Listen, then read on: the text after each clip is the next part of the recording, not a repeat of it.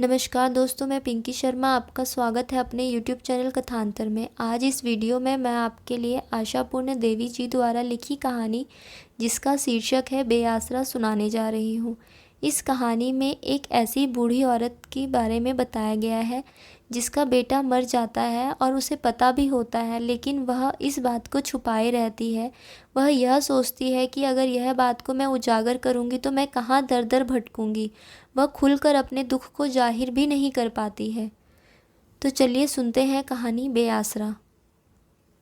उंगलियों में घूम रही जप माला को एक तरफ फेंककर अन्नपूर्णा मौसी चटक गए रंग वाले टीन के बक्से को सहेजने बैठ गई। वह चुप्पी साधे अपना कोई काम करने वाली नहीं। उनकी जुबान भी साथ साथ कैंची की तरह चलती रहती है, पूरे दमखम से। वह अब इस घर में एक पल के लिए नहीं रहेगी और इस घर की चौखट लांघने के पहले एक चुल्लू पानी तक मुंह में नहीं डालेगी। अपने इस पुराने संकल्प को जोर जोर से दोहराते हुए मौसी ने बक्से के अंदर महीनों से आंखें मूंद लेने वाली नामावली और मटका चादर निकाल लिया। इसके बाद पुरानी साड़ी और कंबल को बड़ी बेरहमी से झटके के साथ बाहर निकाला और फिर उन्हें तहाने लगी। बहुत हुआ, बाप रे बाप, अब और नहीं। बहन की बेटी के घर आकर बड़ा सुख पाया रे, मरते दम तक याद रहेगा। जब तक मौत गले पर सवार ना हो, कोई अपनी सौतेली माँ की बेटी या उसके भतार के घर अपनी जान देने नहीं जाती। मुझे पागल कुत्ते ने काटा था जो मैं यहाँ आई थी। ठीक ही हुआ, अच्छी सजा मिली। अब मेरी जान छोड़ो बाबा, यहाँ से निकल पाऊँ तो जान बचे। उसकी बातों का यह नमूना भर था।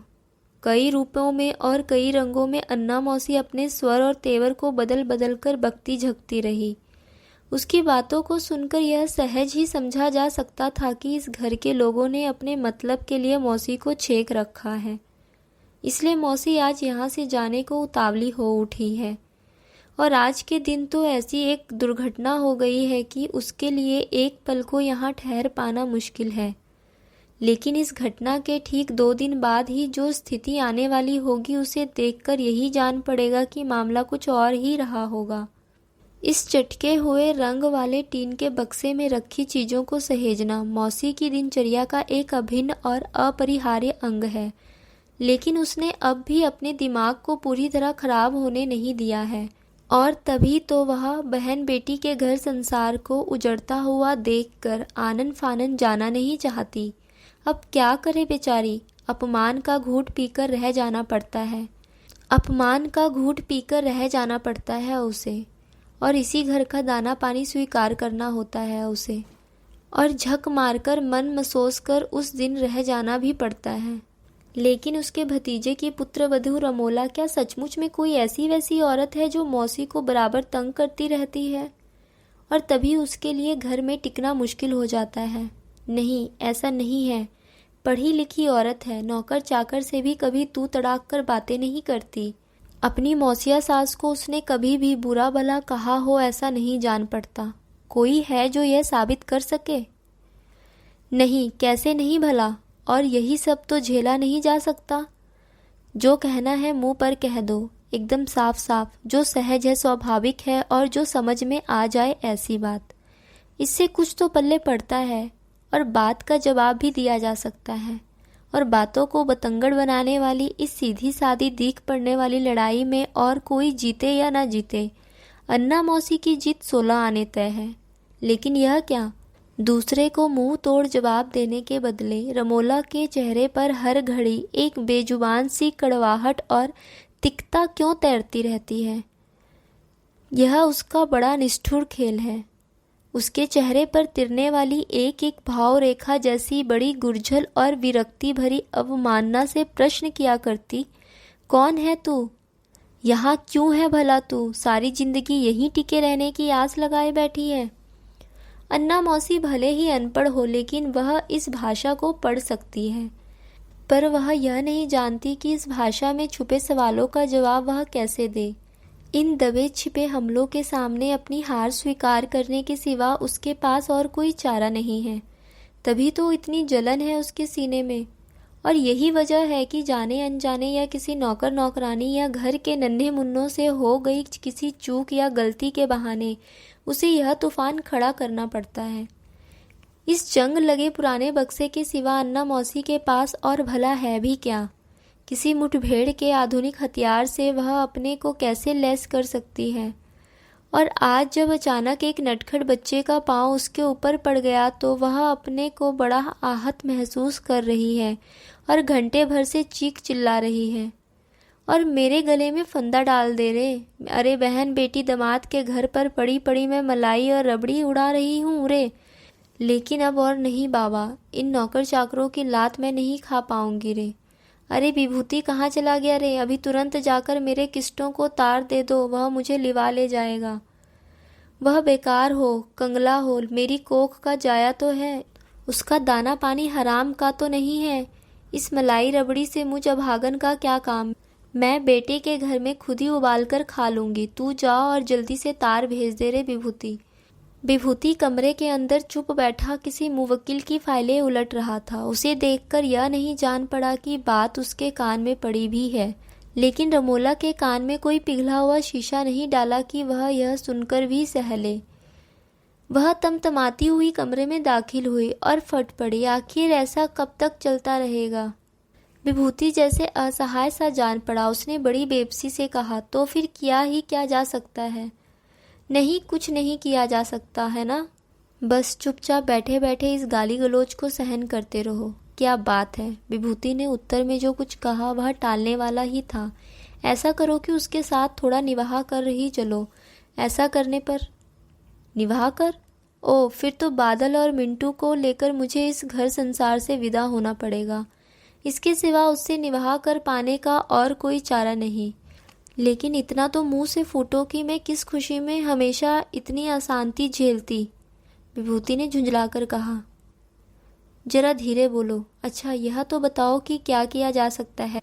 किसी का स्वभाव तो नहीं बदला जा सकता। अब बीच में समझाने बुझाने की कोशिश तो करता हूँ। हाँ, काम तो तुम हमेशा समझदारी का ही करते हो, ठीक है? तो फिर यह नौटंकी चलती रहे। वे जी भरकर हमें कोसती रहें, जो चाहे बकती झकती रहें, दिन में 5 बार तुम्हारे घर से चले जाने का ढोंग रचती रहें और तुम उनकी तुम ही हो माता पिता कहकर आरती उतारते रहो। विभूति ने आहत हंसी के साथ पूछा, तो फिर क्या करूं? मैं यह तो नहीं कह सकता कि ठीक है चली जा। और तुम तो अच्छी तरह जानती हो रमोला कि हम लोगों के सिवा उसका कोई दूसरा ठौर ठिकाना भी तो नहीं। रमोला ने खींच भरे स्वर में कहा, जानती कैसे नहीं भला, खूब अच्छी तरह जानती हूँ। तभी तो इतने दिनों से सब कुछ चुपचाप सहन करती जा रही हूँ। लेकिन जिसे इस बात का होश रहना चाहिए था, उसे यह सब बताए बिना एक नकली दुनिया रचकर और कितने दिनों तक यह सब चलता रहेगा? आखिर कब तक? मैं यह समझ नहीं पाती कि एक गलत बात का ढोल कब तक पीटा जा सकता है। हर किसी को अपनी हालत और हैसियत के बारे में पूरी तरह चाक चौकस रहना चाहिए। किसी पराये का आसरा मिले इस बात की झूठी कल्पना से और झूठ के सहारे बार बार और इतनी बुरी तरह किसी सच को कोसा नहीं जा सकता। यह तो अजीब बात है, जो लड़का 6 महीने पहले मर गया और भूत हो गया, उसका इतना रोब। ओहो रमोला, तुम क्या कोई बात आहिस्ता से नहीं बोल सकती?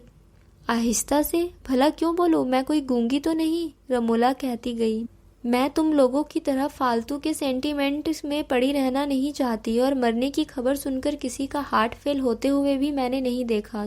हो सकता है तुम्हारी इस प्राण प्यारी मौसी का हो जाए, लेकिन याद रखना, मैं बताए देती हूँ, मैं ज्यादा दिनों तक इस लुका छिपी वाला खेल नहीं खेल पाऊंगी। तुम यह सब उसके मुंह पर कह सकोगी? रमोला ने उखड़े स्वर में कहा, इसमें कह सकने और ना कह सकने की क्या बात है? इस बात को हमेशा के लिए थोड़े ना छुपाया जा सकता है। जितने दिन तक संभव हो, और फिर इसमें हमारा नुकसान ही क्या है रमोला? बात नफा नुकसान की नहीं है, लेकिन झूठ आखिरकार झूठ ही है। अगर उसके हक में कोई बात नहीं जाती तो नहीं जाती, और ऐसा ना होता तो फिर दुसंवाद या बुरी खबर जैसी कोई बात ही नहीं होती। 2 दिन रोएगी, चिल्लाएगी, हाथ पांव पटकेगी, और क्या? इसके बाद सब ठीक हो जाएगा। यह तो समझ नहीं पाएगी कि मैं आखिर किस जमीन पर खड़ी हूँ। तुम्हारा यह फालतू का सेंटीमेंट एकदम बेमानी है। यह कहकर रमोला पांव पटकती हुई कमरे से बाहर निकल गई, और इधर विभूति खुले दरवाजे की तरफ फटी आंखों से देखता रहा। उसके मन में रमोला की बातें घुमड़ती रही थी, सचमुच उसकी ही बातें। रमोला पढ़ी लिखी है, अपनी साफ सुथरी और खरी जुबान में चाहे जो भी कहे, जैसे भी घुमा फिरा कर कहे, विभूति के लिए उसकी बातों का मतलब एकदम साफ है। ठेठ बोली में जिसे कह सकते हैं कि वह बड़बोली मौसिया सास को एकदम ढेर कर देना चाहती है, चारों खाने चित। और वह आखिर ऐसा क्यों ना चाहे, जो उसके अधीन है, उसका ऐसा रोब दाव वह कैसे सहन कर सकती है भला। और जबकि उसके सारे अहंकार को मटिया मेट करने का अचूक मंत्र उसकी मुट्ठी में बंद है। विभूति की यही तो एक कमजोरी है, एक तरह की अस्वाभाविक भावुकता। और क्या, उसने पिछले 6 महीनों से किस्टों के मरने की खबर को अपने सीने में छुपा रखा है। इस बारे में अन्ना मौसी को कुछ कह पाने का साहस नहीं जुटा पाता। उसके दिन में 10-10 बार यह चिरोरी करने पर भी मही कि किस्टों को तार भेज दो। हालांकि इस बात को दोहराना गलत ही होगा कि किस्टो नामक सपूत पर अन्ना मौसी को बड़ा भरोसा था। वह तो थोड़े दिनों के लिए अपनी सेहत सुधारने के लिए बहन बेटी के घर चली आई थी। अपने होनहार बेटे के लिए 2 जून अन्न पाने की तनिक भी उम्मीद नहीं थी अन्ना मौसी को। दरअसल उसके बेटे का ठौर ठिकाना गांव के बाहर एक पिछड़ी बस्ती में ही था। जब कभी उसे रुपए पैसे की जरूरत पड़ती, वह घर आ धमकता और माँ से अनाप शनाप बक झक करता रहता, और अगर उसे पैसे न मिले तो वह बर्तन भाड़े लेकर गायब हो जाता और फिर कुछ दिनों तक पता नहीं कहाँ पड़ा रहता। अपने बेटे से पूरी तरह निराश हो जाने के बाद ही मौसी ने अपनी मडैया पर साकल चढ़ा ताला लगा दिया और अब यहाँ जमाई के घर डेरा डाले बैठी थी। बेटी जमाई द्वारा भेजे गए माहवारी खर्चे पर ही जब सारा कुछ निर्भर था, तो उनके पास जाकर रहना ही कहीं ज़्यादा अच्छा था। कुछ साल वहाँ बिताने के बाद अन्ना मौसी की खूबियों की बदौलत बेटी भगवान को प्यारी हो गई। यह बताने की जरूरत नहीं कि उसके गुजर जाने के बाद इस घर में टिके रहना मुश्किल ही था। अपनी पत्नी के नाते बड़बोली सास को झेलना कहाँ तक संभव था, वहाँ तक जमाई बाबू ने झेला ही था। पत्नी के मर जाने पर इसकी कोई जरूरत नहीं रह गई थी। इसलिए एक दिन जमाई के घर में झाड़ मारकर जंग खाए टीन का बक्सा उठाए अन्ना मौसी चली आई अपनी बहन के जमाई विभूति के घर। इस बात को आज साल भर तो हो ही गया होगा। उस समय रमोला की बात तो जाने भी दे, विभूति ने अन्ना मौसी के आगमन को बड़े उत्साह से लिया था। ऐसी बात न थी, थोड़े दिनों की बात है, यही समझकर चुप ही रहा। लेकिन अन्ना मौसी यहाँ से जल्दी ही टलने वाली है, ऐसा कोई संकेत उसे नहीं दिख पड़ा। उसने यहाँ कदम रखते ही इस नवाबी ठाट बाट वाली गृहस्थी का सिरा थाम लेना चाहा। पत्नी, बेटे और दुनिया भर के नौकर चाकर सभी बेचारे विभूति का बेड़ा गर्क करने पर तुले हैं। इसे उसकी आंखों ने 2 ही दिनों में ताड़ लिया। और जैसा कि कहा भी गया है, माँ मौसी एक जान, उसी नाते क्या अन्ना मौसी मझधार में डूब रहे इन बच्चों को बचाने की कोशिश नहीं करेगी? लो, इस छोटी मोटी गृहस्थी में 50 ठो नौकर चाकर भला काहे के लिए?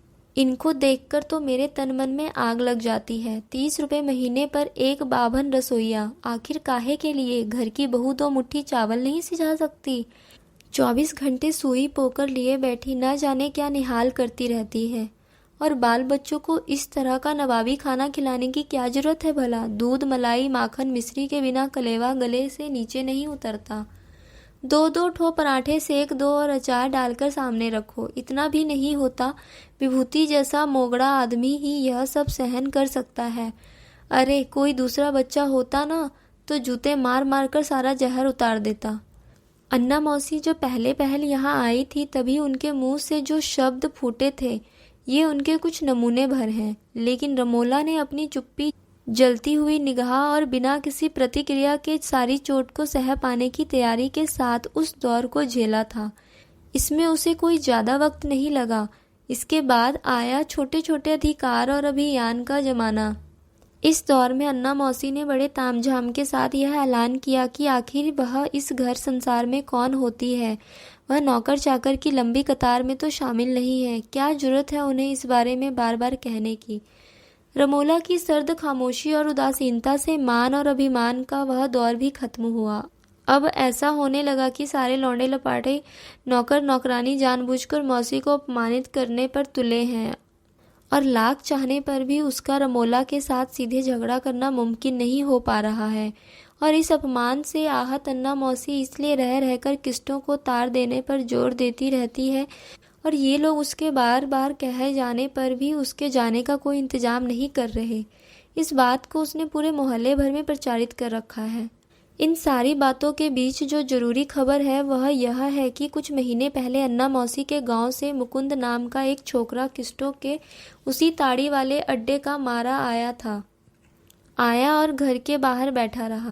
बाद में विभूति से मिलकर गया था। वैसे घंटे भर से ज्यादा नहीं रुका। पता नहीं उस लड़के के आने के बाद विभूति के मन में ऐसी कौन सी करुणा का संचार हुआ कि उसने इस बात को अन्ना मौसी से छुपाए रखा और आज तक उसे प्रकट नहीं कर सका। बात ना तो अन्ना मौसी की धृष्टता की थी और न रमोला के उत्पीड़न की। विभूति यही सोचता रहा कि अन्ना मौसी की बकझक में छिपी पीड़ा की जो ग्रंथि है उस ओर से रमोला ने अपनी आंखें क्यों मूंद रखी है। अगर वह उस पर तरस नहीं खा सकती तो कम से कम उसे अपमानित तो न करे। आखिर रमोला में ऐसी उदारता क्यों नहीं है। अगर किस्टो की मौत की खबर उसे ना भी हो तो बहन जमाई के घर में 2 मुट्ठी भात पाने का जो लालच है उससे भी वंचित होकर वह आखिर जाएगी कहाँ? अपनी उसी गांव में जहां उपवास रखने के सिवा और कोई चारा नहीं। क्या रमोला इस छोटी सी बात को समझ नहीं पाती? ये औरतें एक असहाय वृद्धा को भला किस तरह अपमानित कर सकती हैं? जो आश्रित है उसी से कुर्ती चिढ़ती है। लेकिन रमोला पर ही दोष मढ़ने से क्या होगा? वे जो किसी के भरोसे रहते हैं उन्हें भी तो दैन्य भाव से अधीनता स्वीकार करनी चाहिए। यह तो होता नहीं, उल्टे वह विभूति के पास दौड़ी आएगी और रो रो कर बोलेगी, अरे बेटा, और कितने दिनों तक तेरी गृहस्थी में झाड़ और लात खाकर गुजारा करूंगी? तू ही कोई रास्ता निकाल बेटा। अन्ना मौसी के अचानक टपक पड़ने और उसकी दुहाई सुनते हुए विभूति ने हैरानी से चारों ओर देखा। आसपास ही कहीं रमोला तो नहीं। यह जिस तरह घबरा उठी है उससे बड़ा डर लगता है। वैसे अन्ना मौसी का जैसा रवैया है रमोला ठीक ही डरी हुई है। आंखों से भले ही दिख न पड़े, कानों को इस बारे में सारी खबर है। यह तो विभूति का आग्रह ही था जिसकी रक्षा करने के लिए ही अन्ना मौसी ने अपने घर जाना मुलतवी कर दिया। और इस बात को अगर रमोला ही नहीं जान पाई तो फिर इसका क्या फायदा? अब चाहे जो भी हो, ओट में रहना ही सुविधाजनक है। जानकर विभूति ने बड़े सहज भाव से कहा, अच्छा अच्छा, सब हो जाएगा। इतनी जल्दी भी क्या है? आखिर किसने क्या कह दिया? मैं उसे अभी बुलाकर डपट देता हूँ। ये छोकरे सभी बड़े पाजी हो गए हैं। अन्ना मौसी की आंखें अब तक छलछला उठी।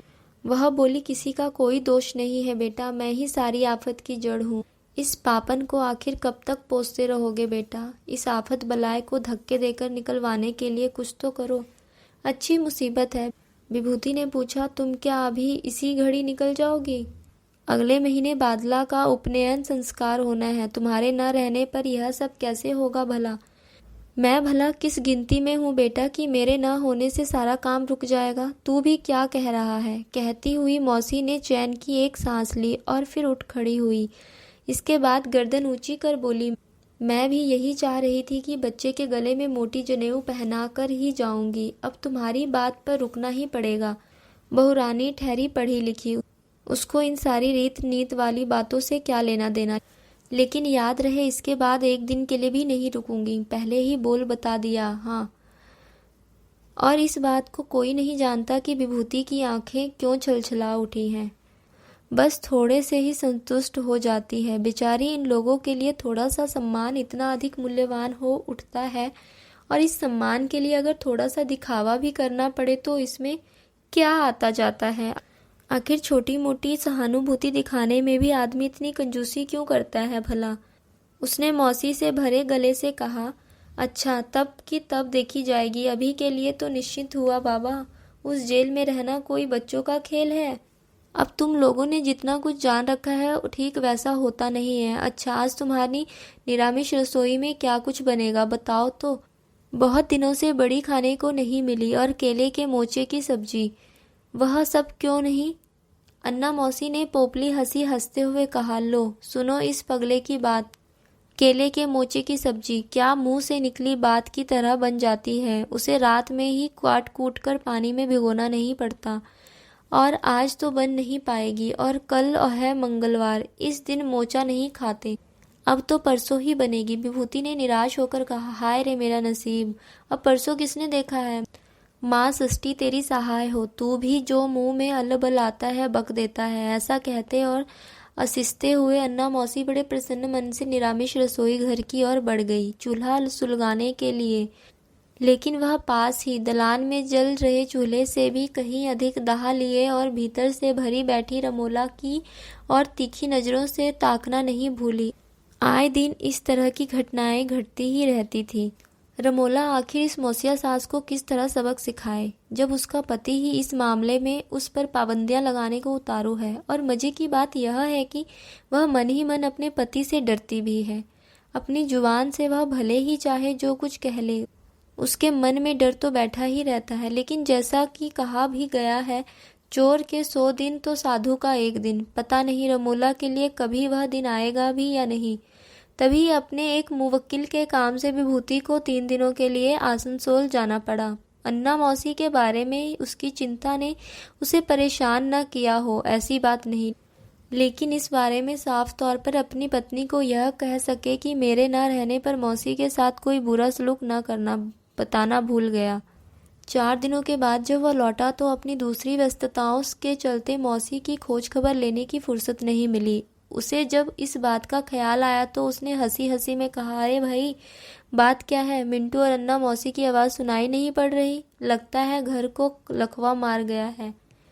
मिंटू ने डरकर अपना चेहरा एक बार ऊपर उठाया और फिर नीचे झुका लिया।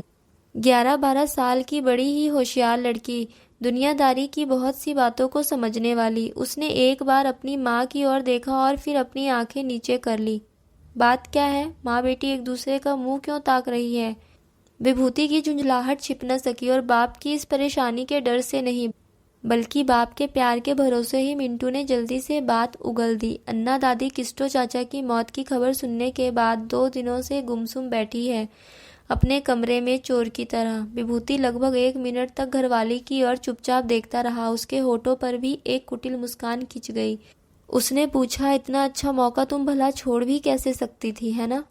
रमोला ने तिरस्कार का उत्तर तो पहले से ही तैयार कर रखा था, लेकिन वह इस व्यंग के लिए तैयार न थी। वह एक बार तो सकते में आ गई, लेकिन दूसरी बार जैसे सुलग उठी। विष बुझे स्वर में बोली, ज्यादा घबराने की जरूरत नहीं है।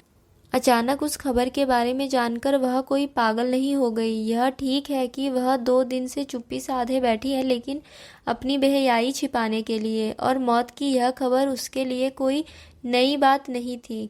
उसने ठीक मौके पर ही सब कुछ सुन लिया था। लेकिन तुम्हारी इन जैसी मौसियों और बुआओं के श्री चरणों में कोटि कोटि बारंबार नमस्कार करने को जी चाहता है।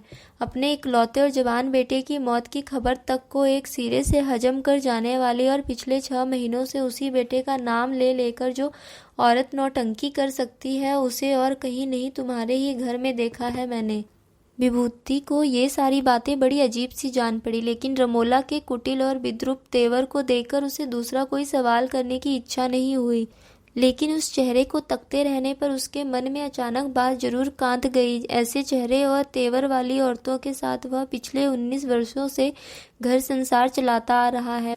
बड़ी हैरानी की बात है सचमुच, लेकिन थोड़ी देर पहले सुनी कहानी भी कम आश्चर्य में डालने वाली नहीं है। और इस रहस्य का पर्दा अन्ना मौसी के सिवा कौन उठा सकता है भला? पहले तो वह कमरे में नजर ही नहीं आई, फिर बाद में वह उसी जंग खाए और उधेड़े रंग वाले बक्से के पीछे दिख पड़ी, जहां तक संभव हो अपने आप को सबकी निगाह से बचाती हुई चोर की तरह।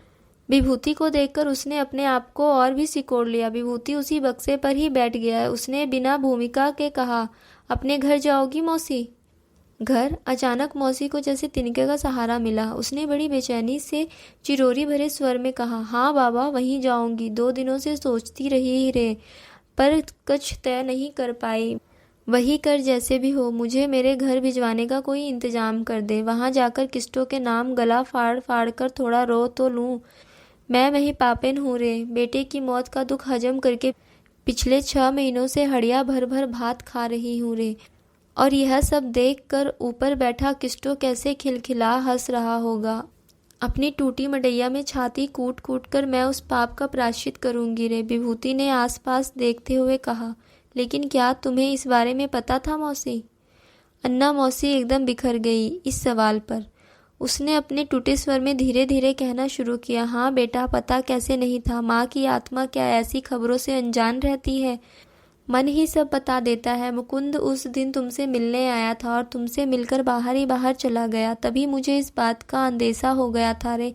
तभी मैं समझ गई थी कि वह कौन सी खबर लेकर आया है। मैं जानबूझकर ही मुंह बंद किए रही, किसी से कुछ पूछने का साहस नहीं जुटा पाई रे। विभूति के होठों से अनजाने में शायद फूट पड़ा, भला क्यों?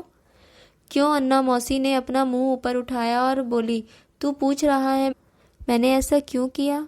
मैं ये सोच रही थी कि शराबी कबाबी हो या जुआरी, आखिर है तो कोक का जाया। उसका आसरा ऐसा था जिस पर अपना जोर था रे। अब जबकि वह नाम धाम सब मिट गया, अब मुझे तीनों लोगों में भी कहाँ ठोर मिलने वाला है कि मैं अपना मुंह छिपा सकूं। बेसहारा और बेआसरा होकर किसी पराये घर में पड़े रहना तो डूब मरने वाली बात है। तू गुस्सा मत होना बेटा। बात यह है कि बहू रानी बड़ी निर्दय है और बड़ा गुमान भी है उसे अपने पर। वह आदमी को आदमी नहीं समझती। उसकी छाव में अपने को बहुत छोटा बनाकर ही रहना पड़ता है। और मैं इस बात को मानने के लिए तैयार नहीं थी कि मैं उसके पास पूरी तरह से बेसहारा होकर पड़ी रहूं। और इसलिए माँ होकर भी मैं पिछले 6 महीने से बेटे की मौत का दुख कलेजे में दबाए, और आज 6 महीने बाद अन्ना मौसी का पुत्र शोक उसकी आंखों से बह निकला। यह भी संभव है कि बेटे की मौत के चलते ही ये आंसू न बह रहे हों, बल्कि इसलिए कि इतने दिनों बाद वह सचमुच बेआसरा हो गई और इसे सहन नहीं कर पा रही है। घास फूस और तिनके बटोरकर उसने जो घोंसला बनाया था और जिस झूठी दीवार के सहारे वह इतने दिनों तक टिकी बैठी थी, रमोला की एक ही फुफकार से वह रहा सहा आसरा भी धूल में मिल गया।